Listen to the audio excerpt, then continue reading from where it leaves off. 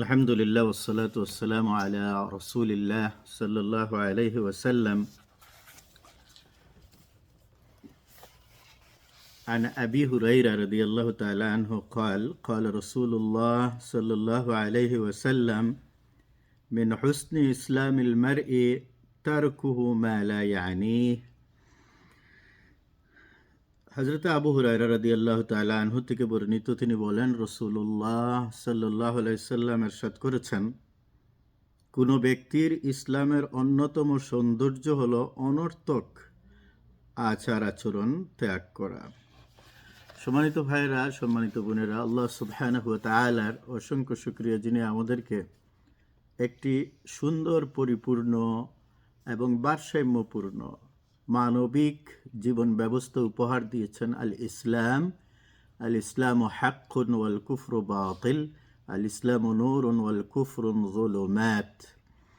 এবং ইসলাম একটি পরিপূর্ণ জীবন ব্যবস্থা, আর এই জীবন ব্যবস্থায় অনর্থক কথা এবং কাজকে অনুৎসাহিত করা হয়েছে। যে কাজ এবং কথা দুনিয়া এবং আখিরাতের কোনো জায়গায় উপকারে আসে না, ইসলাম সেই কাজ এবং কথাকে সমর্থন করে না।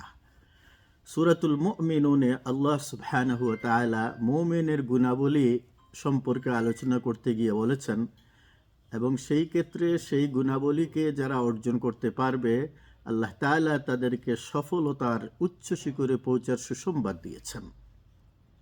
আউযু বিল্লাহি মিনাশ শাইতানির রাজীম, বিসমিল্লাহির রহমানির রহিম।